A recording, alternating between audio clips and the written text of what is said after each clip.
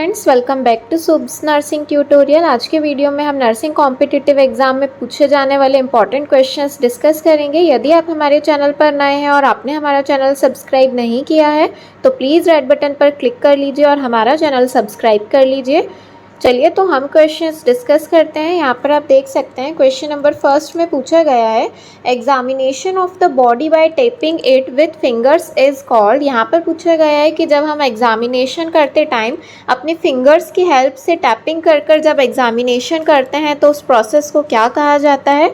Options आप यहाँ पर देख सकते हैं। Option number A is auscultation, option number B is percussion, option number C is palpation and option number D is manipulation. तो यहाँ पर इसका जो राइट आंसर था that is option number B, percussion.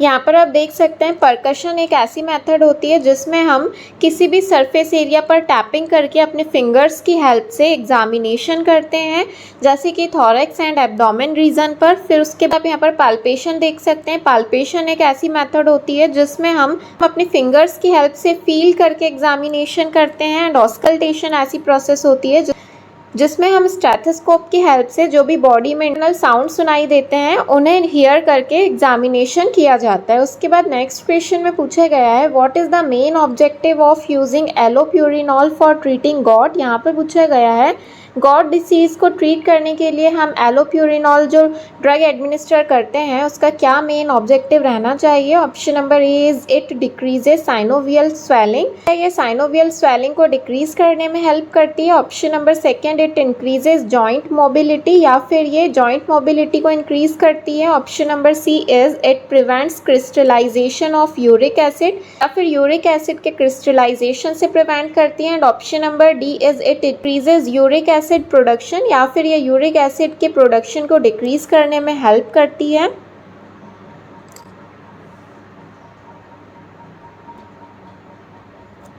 तो यहाँ पर इसका जो राइट आंसर है that is option number 4, it decreases uric acid production. Allopurinol जो है ये यूरिक एसिड के प्रोडक्शन को डिक्रीज करने में हेल्प करती है। गॉट ऐसी डिसीज़ कंडीशन होती है जिसमें हमारे बॉडी में जो जॉइंट्स होते हैं वहाँ पर यूरिक एसिड का एक्यूमुलेशन होने लगता है। उस डिसीज़ कंडीशन को गॉट डिसीज़ कहा जाता है। उसके बाद नेक्स्ट क्वेश्चन में पूछा गया है, which of the following drugs can cause parkinsonian reaction. यहाँ पर पूछा गया है कि इनमें से ऐसी कौन सी ड्रग है जो कि पार्किंसोनियन रिएक्शन को कॉज करती है। Option number A is metoclopramide, option number second is cimetidine, option number 3 is rabeprazole and option number 4 is कोलेस्टिपॉल।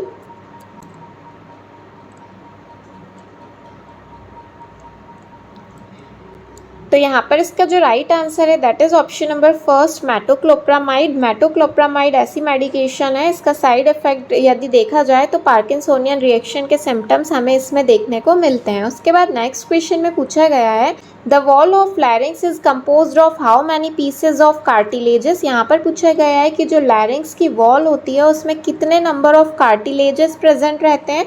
Option number A is 6, option number second is 7, option number third is 8 and option number 4 is 9।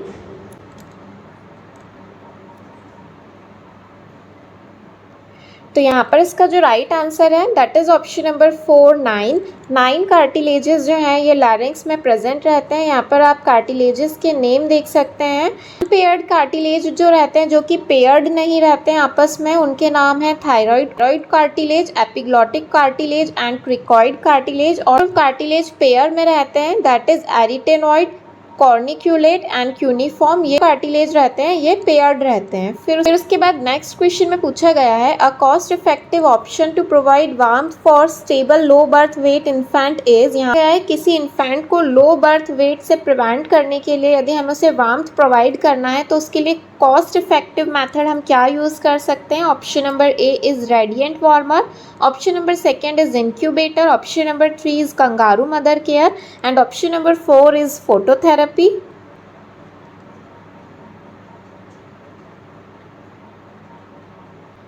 तो यहाँ पर इसका जो right answer है that is option number 3 kangaroo mother care. Kangaroo mother care जो है ये cost effective method है लो बर्थ वेट बेबीज़ को वार्मथ प्रोवाइड करने के लिए। उसके बाद नेक्स्ट क्वेश्चन में पूछा गया है what are the cardinal feature of scleroderma. यहाँ पर पूछा गया है यदि पेशेंट को स्क्लेरोडर्मा की कंडीशन है तो उसमें हमें क्या कार्डिनल फीचर्स देखने को मिलेंगे। Option number first is skin thickening and tightening. Option number second is inflammatory changes of skeletal muscle. Option number 3 is fibrotic and degenerative changes of blood vessels. And option number 4 is localized and systematic lesions.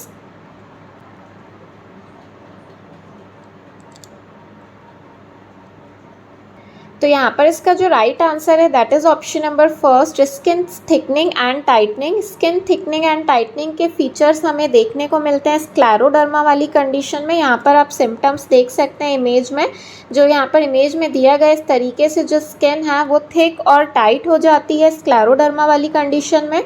उसके बाद next question में पूछा गया है विच segment of nephron helps in reabsorption of the majority of electrolyte and water. यहाँ पर पूछा गया है कि नेफ्रॉन में ऐसा कौन सा सेगमेंट होता है ज़्यादा इलेक्ट्रोलाइट और वाटर को रीएब्जॉर्प्शन करने में हेल्प करता है। Option number A is glomerulus. Option number second is proximal tubules. Option number 3 is loop of Henle and option number 4 is distal tubules.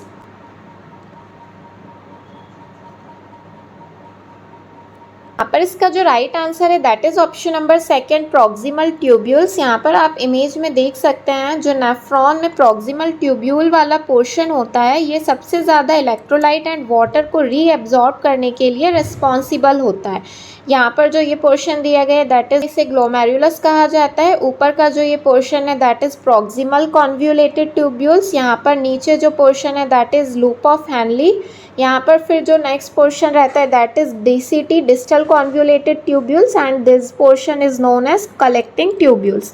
फिर उसके बाद नेक्स्ट क्वेश्चन पूछा गया है which of the following type of anaemia is associated with chronic kidney disease. यहाँ पर पूछा गया है कि ऐसा कौन से टाइप का अनीमिया है जो कि क्रोनिक किडनी डिसीज के कारण अराइज होता है। Option number first is microcytic anaemia. Option number second is megaloblastic anaemia. Option number 3 is normocytic and normochromic anaemia and option number 4 is pernicious anaemia.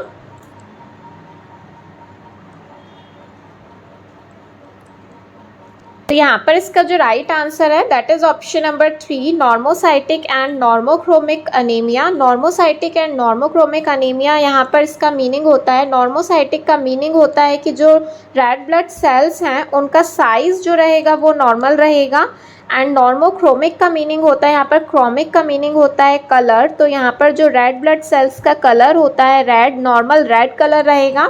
और यहाँ पर पूछा गया है क्रोनिक किडनी डिसीज में कौन से टाइप का अनीमिया होगा। तो यहाँ पर इसलिए नॉर्मोसाइटिक एंड नॉर्मोक्रोमिक अनीमिया बताया गया है क्योंकि क्रोनिक किडनी डिसीज यदि होती है उस कंडीशन में जो RBC का प्रोडक्शन है वो डिक्रीज हो जाता है लेकिन जो RBCs का साइज और कलर रहेगा वो सेम रहता है। इसलिए इस कंडीशन में नॉर्मोसाइटिक एंड नॉर्मोक्रोमिक अनीमिया की कंडीशन होती है। फिर उसके बाद नेक्स्ट क्वेश्चन में पूछा गया है Which of the following can be suggestive in a newborn with scaphoid abdomen and respiratory distress। यहाँ पर पूछा गया है कि यदि एक न्यूबॉर्न है जिससे स्कैफॉइड एब्डोमेन और रेस्पिरेटरी डिस्ट्रेस के सिम्टम्स हमें देखने को मिल रहे हैं तो कौन सी डिसीज कंडीशन पेशेंट में हो सकती है। Option number first is tracheoesophageal fistula. Option number second is diaphragmatic hernia. Option number 3 is abdominal wall defect and option number 4 is cleft palette.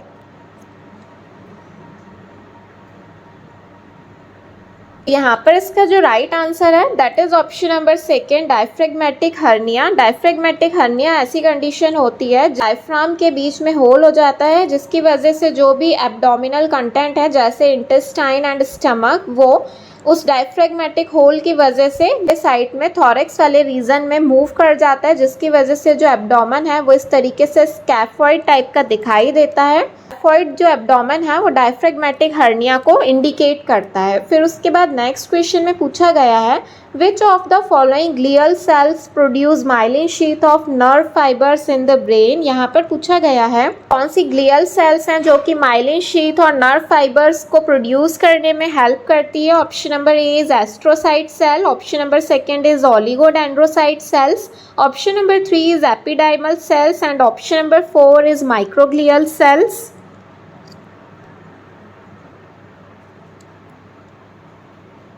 इसका जो राइट आंसर है that is option number second oligodendrocytes. यहाँ पर आप image में देख सकते हैं जो ओलिगोडेंड्रोसाइट सेल्स होती हैं ये माइलिन शीट का प्रोडक्शन करने में, माइलिनेशन करने में रिस्पॉन्सिबल होती हैं। फिर उसके बाद नेक्स्ट क्वेश्चन में पूछा गया है which cell of the pancreas release the hormone glucagon. यहाँ पर पूछा गया है कि जो पेनक्रियाज है वो ग्लूकागॉन हार्मोन कौन सी सेल्स के द्वारा रिलीज करता है। Option number A is alpha cells, option number second is beta cells, option number 3 is delta cells and option number 4 is gamma sales.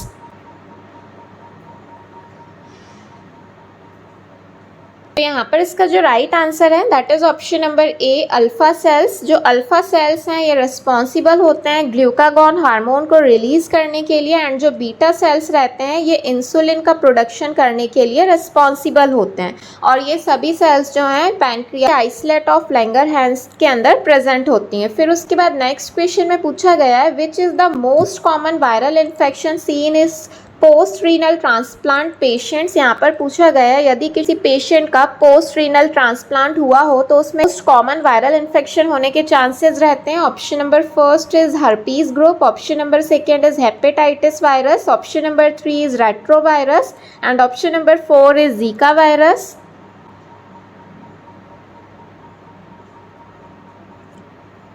पर इसका जो राइट आंसर है that is option number first herpes group. Herpes group के जो common viral infection है ये post renal transplant वाले patient में देखने को मिल सकते हैं। इसके लिए जो एग्जांपल है that is cytomegalo virus. Cytomegalo virus भी जो है पेशेंट को हो सकता है। फिर उसके बाद नेक्स्ट क्वेश्चन में पूछा गया है a good indicator of the availability, utilisation and effectiveness of health care services in a country is. यहाँ पर पूछा गया है कि किसी भी कंट्री की यदि हमें अवेलेबिलिटी, यूटिलाइजेशन एंड इफेक्टिवनेस को देखना है तो उसके लिए क्या मेन गुड इंडिकेटर होगा। Option number first is infant mortality rate, option number second is maternal mortality rate, option number 3 is hospital bed occupancy rate and option number 4 is disability adjusted life years.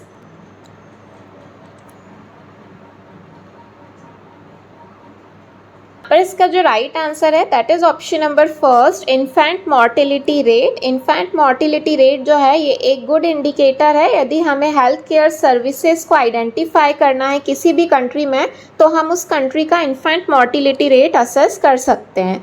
फिर उसके बाद next question में पूछा गया है propounded the germ theory of disease. यहाँ पर पूछा गया है जर्म थ्योरी ऑफ डिसीज़ किस किसके द्वारा प्रोपाउंड की गई थी। Option number first is Robert Koch, option number second is Louis Pasteur, option number 3 is Leeuwenhoek and option number 4 is Ambroise पैर।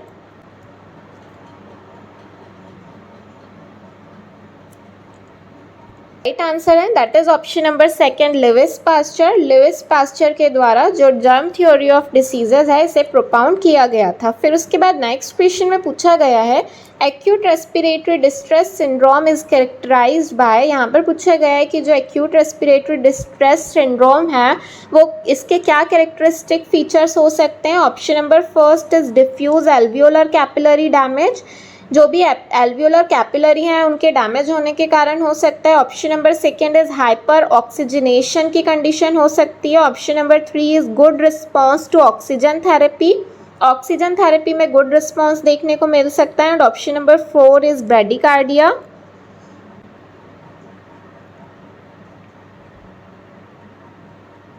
तो यहाँ पर इसका जो राइट आंसर है that is option number first diffuse alveolar capillary damage. Acute respiratory distress syndrome में जो है एल्वियोलाई में जो कैपिलरीज हैं वो डैमेज होने की वजह से एक्यूट रेस्पिरेटरी डिस्ट्रेस सिंड्रोम के जो सिम्टम्स हैं वो हमें देखने को मिलते हैं। फिर उसके बाद नेक्स्ट क्वेश्चन में पूछा गया है which of the following is a typical symptom of polycystic ovarian disease. यदि किसी पेशेंट को पॉलीसिस्टिक ओवेरियन डिसीज है तो उसके क्या टिपिकल सिम्टम हो सकते हैं। Option number first is purulent vaginal discharge, option number second is anovulation, option number 3 is dysmenorrhoea and option number 4 is premenstrual pen.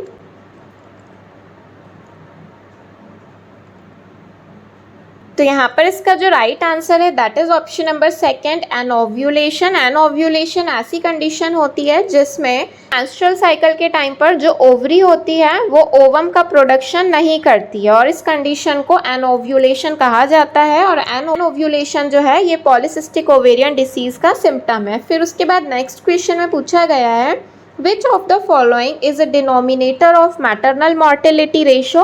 यहाँ पर पूछा गया है कि maternal mortality ratio का क्या denominator हो सकता है। Option number first is mid year population, option number second is total number of death in the reproductive age group in the same area and the same year, option number 3 is number of maternal death in the reproductive age group and option number 4 is total number of live birth in the same area and year।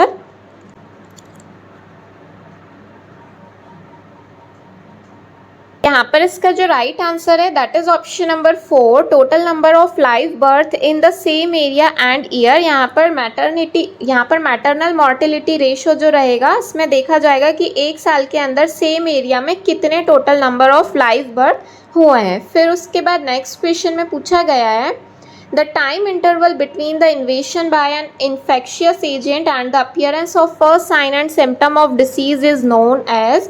यहाँ पर पूछा गया है कि किसी भी infection के इन्वेशन होने से लेके फर्स्ट सिम्टम्स अपीयर होने तक का जो ड्यूरेशन रहता है उसे क्या कहा जाता है। Option number first is terminal period, option number second is latent period, option number 3 is quarantine, option number 4 is incubation period.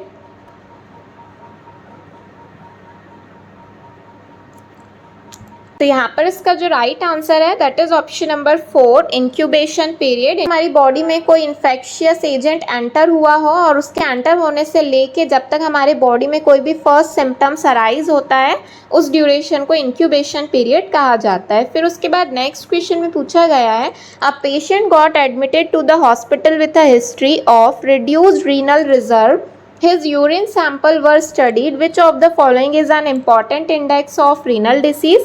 यहाँ पर पूछा गया है कि एक पेशेंट हॉस्पिटल में एडमिट है जिसकी हिस्ट्री है रिड्यूस्ड रीनल रिजर्व की, जिसमें यहाँ पर इसका जो कि इंडिकेट कर रही है कि जो पेशेंट है उसका GFR ग्लोमेरुलर फिल्ट्रेशन रेट है वो रिड्यूस है, डिक्रीज है। तो हमें यहाँ पर बताना है कि यदि हम पेशेंट का यूरिन सैंपल लेते हैं तो इनमें से हमें कौन सी वाली कंडीशन पेशेंट में देखने को मिलेगी।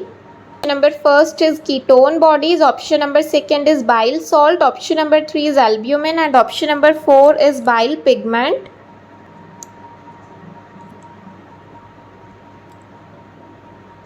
यहाँ पर इसका जो राइट आंसर है that is option number 3 albumin. हमें जो पेशेंट का यदि हम यूरिन सैंपल लेते हैं तो उसमें हमें एल्ब्यूमिन का जो अमाउंट है वो इंक्रीज दिखाई देगा। फिर उसके बाद नेक्स्ट क्वेश्चन में पूछा गया है according to the holistic concept of health it is considered as. यहाँ पर पूछा गया है कि हॉलिस्टिक कॉन्सेप्ट के अकॉर्डिंग जो हेल्थ है health is considered as an absence of disease, option number second is proper adequate environment, option number 3 is good interpersonal relationship and option number 4 is sound body and a sound mind living with a sound family surrounded by a sound environment।